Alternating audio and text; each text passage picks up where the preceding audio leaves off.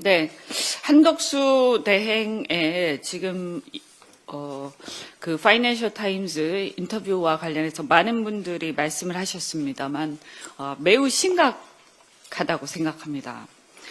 이 인터뷰 전문을 보면 첫 번째, 미국의 관세 조치에 대해서 맞서지 않겠다, 문제 제기하지 않겠다. 두 번째, 비관세 장벽, 이거는 사실은 이의가 많은 내용들입니다. 그런데 비관세 장벽에 대해서 이것을 전제로 하고 얘기하겠다, 기꺼이 얘기하겠다, 이렇게 나와 있고요.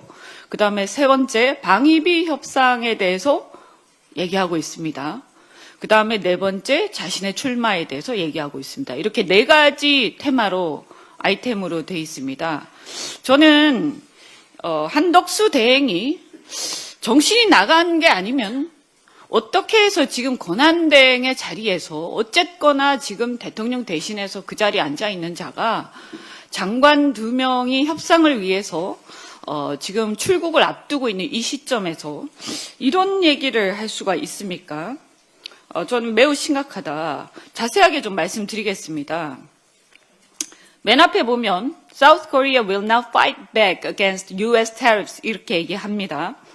이의제기나 맞서지 않겠다. 한국은 미국의 관세 조치에 대해서 이의제기나 맞서지 않겠다는 걸 명확하게 하고 있습니다.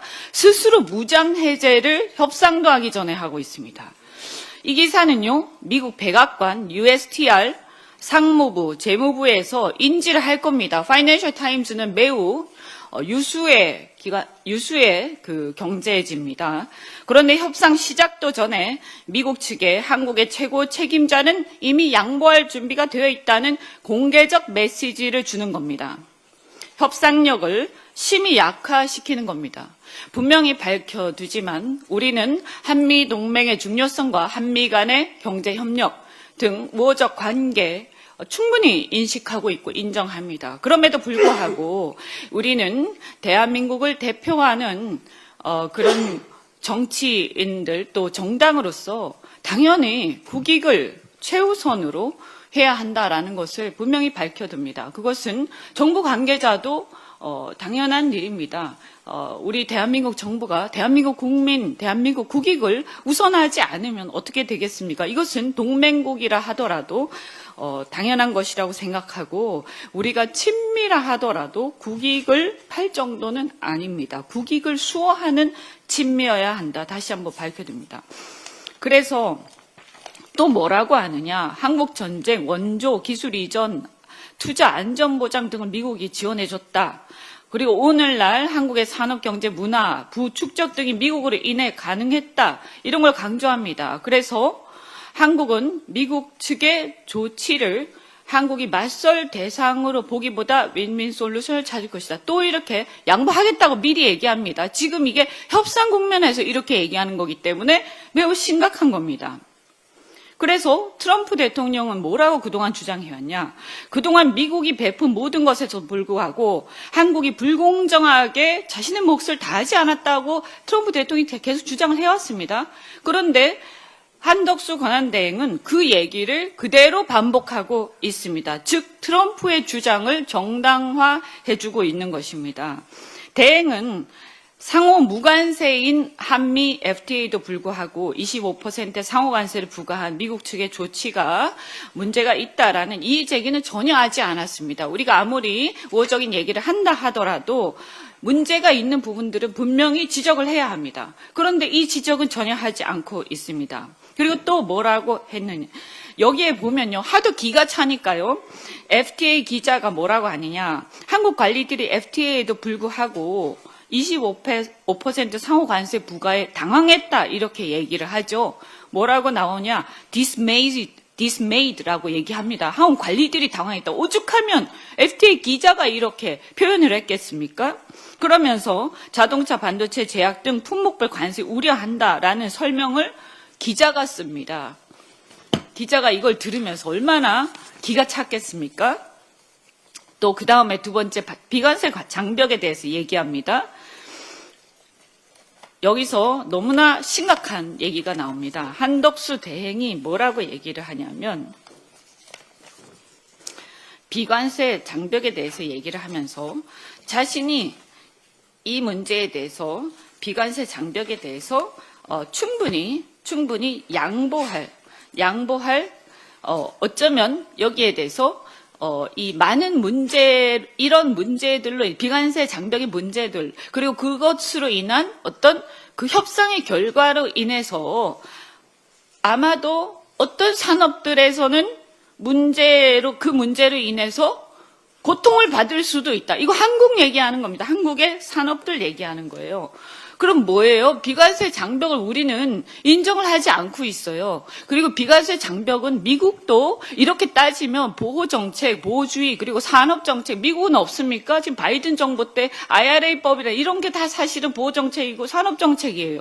그런데 그런 것들에 대해서 이런 방구 얘기를 안 하면서 지금 이런 것들에 대해서 우리가 마치 문제가 있는 것처럼 얘기를 하면서 이걸 협상하겠다고 얘기를 하고 있죠. 그러면서 그걸로 이 협상의 결과로 한국의 일부 산업은 고통을 받게 될 수도 있다. 이 사람이 한국의 권한대행입니까? 즉각 물러나세요. 이게 미친 사람 아닙니까? 그래서 우리 측 양보를 전제로 발언을 합니다. 이걸 보면 미국 측에서는 아마 협상을 앞두고 이 정도는 충분히 우리가 받아낼 수 있겠구나. 그러면서 우리 장관들이 가서 더 이상 방어를 못할 겁니다. 오늘 우리한테 와서 보고한다고 했는데 다행히 기재부, 산자부 이런 관료들은 그래도 최소한의 선을 넘지 않고 있습니다. 그런데 이분들이 아무리 가서 방어를 해도 권한대행이 이렇게 얘기해버렸기 때문에 방어가 안 될 겁니다. 틀림없이. 저는 매우 심각하다고 생각합니다. 또 방위비에 대해서 말씀드리겠습니다. 방위비에 대해서 뭐라고 하느냐. 여기서 he stressed라고 나오는 그 문장입니다. 거기 보면 뒤에 이제 he stressed there was not yet any clear framework 하고 나서 쭉 지나가서 to reopen a cost-sharing deal concluded with the Biden administration last year concerning 하고 U.S. troops 하고 쭉쭉쭉 나오는데요. 이 얘기가 무슨 얘기냐 하면 방위비 협상에 의해서 바이든 정부 때 이미 결론이 난 그 부분에 대해서 그 분담에 대해서 다시 할 용의가 있다. 이 얘기를 이거 미쳤습니까? 저는 방위비 협상은요. 우리 이미 끝났어요. 그리고 우리 정부가 이미 우리 관료들도 방위비 협상은 다시 할 수 없다. 그리고 사실 다시 할 근거가 없습니다. 그런데 트럼프 대통령 요구를 하고 있죠. 사실 그 무리한 요구입니다. 그런데 계속 그렇게 요구를 하고 있는 겁니다. 근데 벌써 대놓고 이렇게 인터뷰에서 한다고 얘기를 하고 있고요. 근데 최근에 일본이 장관급 협상을 하고 있죠. 그런데 갑자기 거기에서 미국이 트럼프 면담을 요청하고 트럼프 대통령이 거기서 군사 방위비 협상을 얘기를 꺼냅니다. 그러면서 뭐라고 하느냐? 그 방위비 문제를 꺼내니까 일본이 거기에 대해서 뭐라고 얘기하죠? 일본의 이시바 총리가 우리 방위비는 우리가 주체적으로 판단할 것 이렇게 얘기했습니다. 심지어 일본의 총리도 이렇게 얘기하면서 일본 내에서는 이렇게 되니까 90일 내에 합의가 힘들 거다 이렇게 전망하고 있습니다. 그런데 우리나라는 왜 이럽니까? 그렇게 해서 방위비 협상을 쭉 얘기를 하고 심지어 이 뒤에서 이렇게 거의 나라를 팔아먹는 수준입니다. 그리고 나서 자신의 FTA 지국장이 뭐라고 하느냐. 대행이 과연 새 정부를 구속할 수 있는 한미 협상을 지금 할 권한이 있느냐 하는 야당의 우려가 있다. 이러니까 대행이 불쾌한 반응을 보였다. bristled. 불쾌한 반응을 보였다. 지금 자기가 뭔데 불쾌한 반응, 당연한 얘기를 가지고 불쾌한 반응을 보입니다. 그리고 본인이 한 협상 결과가 민주적 정당성을 결여했다는 것에 대해서 강하게 반박했고 여기 아까 한준호 최고위원도 지적하셨는데 there is no distinction between what acting presidents or elected presidents can do. 그러니까 지금 선출된 대통령하고 자기가 아무 차이가 없다. 아주 오만하기 이럴 데가 없고 헌법을 완전히 무시하고 있습니다. 이 사람의 머릿속에 드는 생각이 나타나 있는데요. 그리고 나서 자기가 출마하는 얘기가 나옵니다. 아주 제정신이 아닙니다. 즉각 물러나세요. 국익을 팔아서 자신의 정치적 야욕을 충족시키려는 것도 한계가 있습니다. 더 이상 봐줄 수가 없습니다. 우리가요, 한덕수 대행을 탄핵을 못 시켜서 못하는 게 아닙니다. 솔직히 말씀드려서 이미 헌재가 두 사람의 헌법재판관을 임명한 것이 헌법 위반이고 자신의 권한 범위를 넘어섰다고 분명히 판단을 했고 그것만으로도 충분합니다. 그 전에 했던 여러 가지 자잘한 헌법 위반의 행위들로도 충분합니다. 그런데 저는 지금의 이 어려운 환경 속에서, 어려운 경제적 환경, 국가적 환경 속에서 우리 민주당이 한덕수 대행 같은 그런 위인을 탄핵으로 하는 것 정도도 정말 아까운 지경이다. 아깝기 때문에 안 하는 겁니다. 우리가 국력을 낭비할 이유가 없습니다. 당력을 낭비할 이유가 없어서.